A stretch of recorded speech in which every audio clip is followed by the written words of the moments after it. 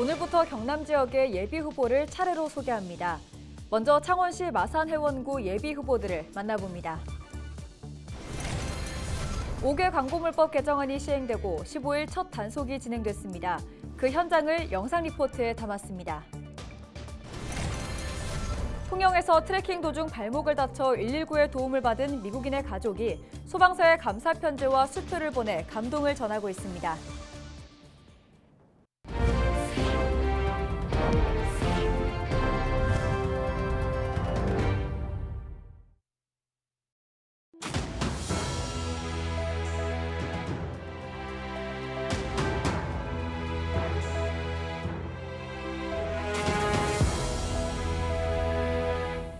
시청자 여러분 안녕하십니까? 헬로티비 경남뉴스입니다. 오늘부터 헬로티비 경남뉴스에서는 오는 4월 총선에 나설 예비 후보들을 차례로 소개합니다. 먼저 NC 다이노스의 홈구장을 비롯해 국립 3.15 민주묘지, 마산역 등이 있는 창원시 북서부 지역 마산회원구를 살펴봅니다. 현역 국민의힘 윤한홍 의원의 지역구인 마산회원구에 도전장을 내민 예비 후보들, 나는 후보자다에서 소개합니다.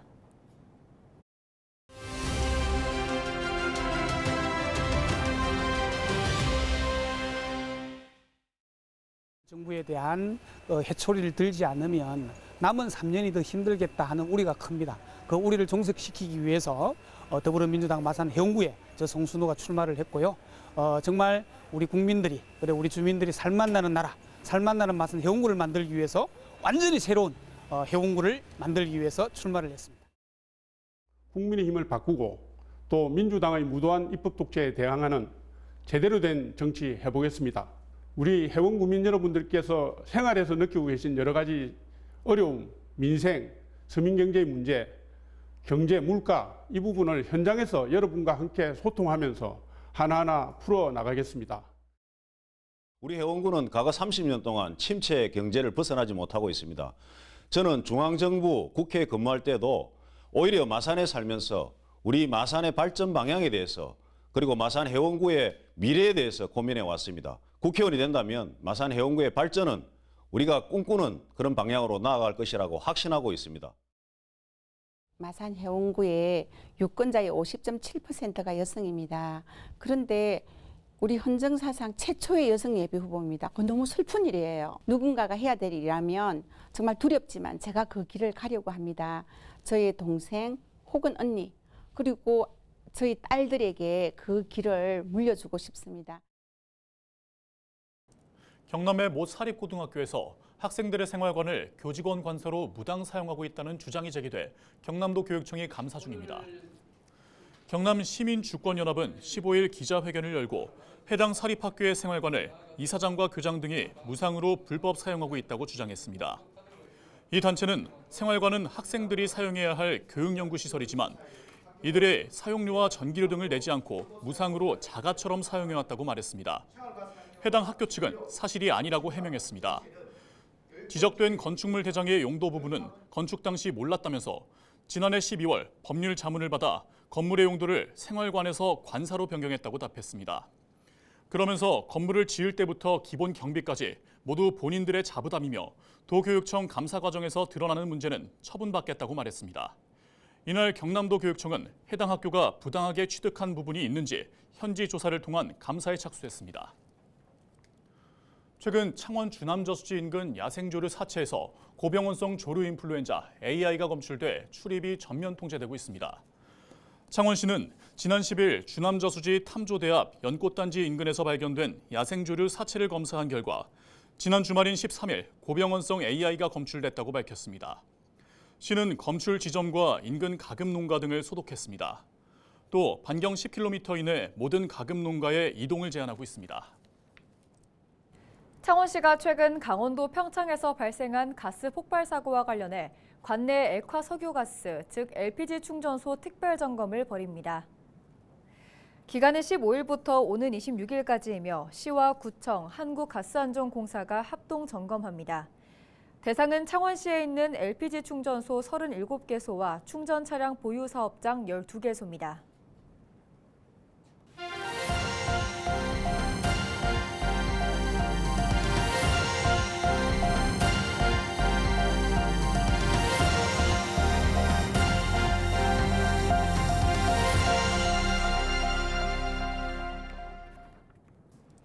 지난 12일부터 5개 광고물법 개정안이 시행됐다는 소식 전해드렸습니다. 개정안 시행 이후 창원시에서는 15일 첫 단속이 실시됐는데요. 단속 현장을 동행해봤습니다. 영상 리포트로 만나보시죠.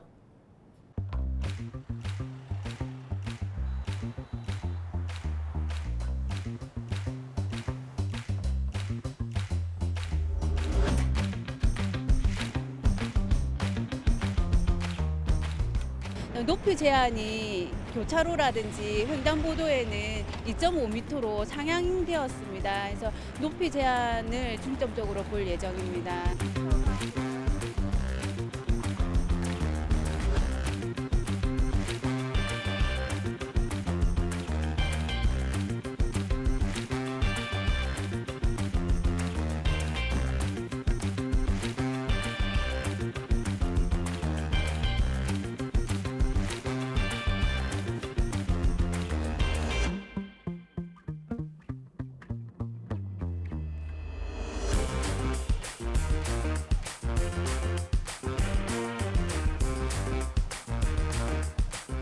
전에는 행안부 지침에 따라서 저희가 지도 단속을 할 뿐이었지 강제적으로 과태료 부과라든지 강제 철거가 불가능했습니다. 이제 개정된 5개 광고물법에 따라서 불법이 발견이 되면 즉시 철거할 예정입니다.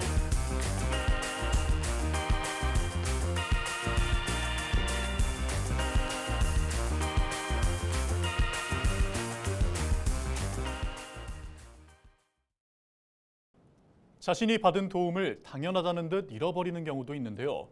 한국 여행 중 입었던 도움을 기억하고 귀국한 뒤 통영소방서에 감사를 전해온 한 미국인의 편지가 지역에 잔잔한 감동을 전하고 있습니다. 과연 이 미국인과 전상복, 이국진, 백승진, 김명훈, 정경률, 정지원 대원들에게는 어떤 사연이 있었던 걸까요?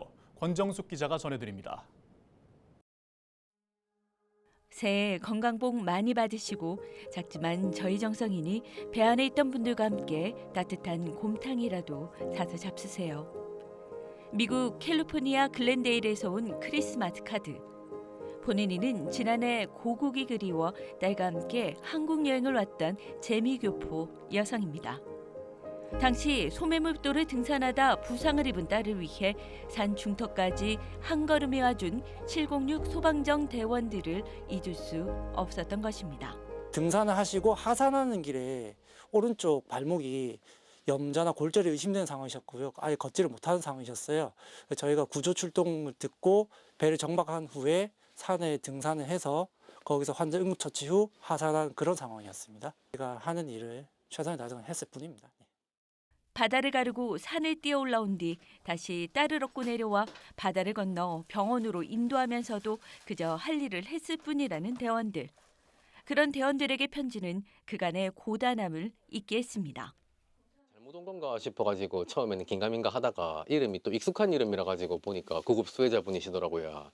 그래가지고 저희 팀원들이랑 공유를 하고 또 보통 저희 배를 타고 나가시면서 계속 저희한테 고맙다 고맙다 고생이 많다 그 이야기를 계속 해주시거든요.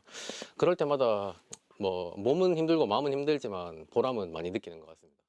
편지에는 $300, 하나로 40만 원의 수표도 들어있었습니다. 대원들은 작은 정성이라며 보내온 마음을 다시 장애인 종합복지관에 기부하며 의미를 더했습니다. 그리고 언제나 119가 있다며 사고에 당황하지 말라고 안심시킵니다. 저희가 항상 뭐 있으니까요. 언제든 그 시간 상관없이 아프시거나 도움이 필요하시면 언제든 119로 연락 주시면 제가 달려가도록 하겠습니다. 미국에서 전해진 감사의 편지가 연초 많은 이들에게 잠시나마 따스함을 전하고 있습니다. 위급한 상황에는 119를 불러주세요. 헬로티비 뉴스 권정숙입니다. 새해 들어서도 부동산 시장 침체가 이어지는 가운데 정부는 지난 10일 재건축 규제 완화를 골자로 하는 이른바 110 부동산 대책을 내놨습니다. 이에 따라 재개발 사업에도 많은 변화가 있을 것으로 기대되고 있는데요. 이번 대책이 지역 재개발 사업에 어떤 영향을 미칠 수 있는지 김한식 기자가 취재했습니다. 정부가 발표한 이번 부동산 정책의 핵심은 재개발, 재건축 사업 활성화입니다. 먼저 안전진단 규제가 완화됩니다. 이전까지 도시정비사업 구역 내 준공 이후 30년 이상 된 아파트라도 안전등급이 D와 E등급을 받아야 사업 추진이 가능했습니다. 하지만 정부의 이번 발표에 따라 앞으로는 사업 시행 인가 전까지 안전진단을 통과하면 됩니다. 업계는 안전진단 기준이 사실상 폐지된 걸로 보고 있습니다. 이처럼 도시정비 사업 추진의 가장 큰 걸림돌이었던 안전진단 조건이 대폭 완화되면서 지역 부동산 시장 활성화에 대한 기대감이 커지고 있습니다. 재건축이 쉬워지면은 개발도 활발해질 수 있는 만큼 그동안 위축돼 있던 부산 경남 지역 부동산 심리도 순간적으로 개선될 수 있다고 봅니다. 정부의 이번 발표에는 기존 9단계였던 재건축 추진 절차를 5단계로 간소화하는 안도 포함됐습니다. 안전진단과 추진위 구성, 조합 설립 등의 절차를 사업 시행 이전과 중간 단계에서 할 수 있도록 한 건데 사업 기간이 평균 3년가량 줄어들 것으로 업계는 보고 있습니다. 여기에 30년 이상 건축물 비율도 사업구역 내 3분의 2에서 60%로 낮아졌습니다. 노후계획도시 재정비 사업도 탄력이 예상됩니다. 정부는 용적률 상향과 금융 지원, 이주단지 조성 등 사업의 모든 과정을 패키지로 지원하겠다는 방침입니다. 4월부터 그 시행 예정인 노후 계획도시 정비 특별법 시행령에 부산 경남 지역들이 포함된다면은 재건축 시장에 대한 기대 심리가 훨씬 커질 것이라 봅니다. 지역 부동산 시장의 훈풍도 기대해 볼 만하다고 하겠습니다. 정부는 또 전세 사기 여파로 침체된 빌라 시장 활성화와 지방의 미분양 주택 감소를 위해 취득세 감면 등 다양한 세제 혜택도 내놨습니다. 헬로티비 뉴스 김한식입니다.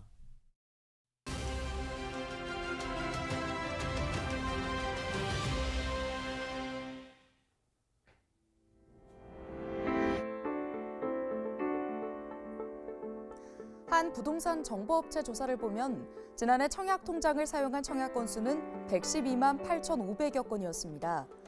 이 중 수도권 지역의 청약 접수 건수는 66만 3천여 건, 전체의 60% 가까이를 차지합니다. 10명 중 6명이 수도권 아파트를 선택한 겁니다. 지난 2022년과 비교하면 지난해 수도권 지역의 청약 접수 건수는 18%포인트 증가했습니다. 특히 서울시의 경우 접수 건수가 4배 가까이 급증했는데요. 반면 지방의 경우 지난 2022년 60만 6,800여 건이었던 청약 건수가 지난해 46만 5,400여 건으로 줄었습니다. 부산의 경우 청약 건수가 지난 2022년의 절반으로, 경남의 경우 97% 이상 급감했습니다. 청약의 수도권 쏠림, 이유는 수도권 주요 지역의 부동산 규제 해제로 분양권 전매가 가능해진 데에 더해 지방과 달리 미분양 우려가 덜하기 때문으로 분석됩니다. 올해도 이 같은 현상은 이어질 전망인데요. 수도권으로의 인구 쏠림만큼 부동산 쏠림 현상도 심화하는 모습입니다. 데일리 브리핑이었습니다. 지난 14일 오후 3시 10분쯤 부산 강서구 신항 남컨테이너 부두에서 헛줄 작업을 하던 트럭이 바다로 추락했습니다. 이 사고로 운전자 등 작업자 2명이 물에 빠졌습니다. 이들은 주변 선박과 해경에 의해 모두 구조돼 병원으로 옮겨졌으나 60대 작업자 1명이 숨졌습니다.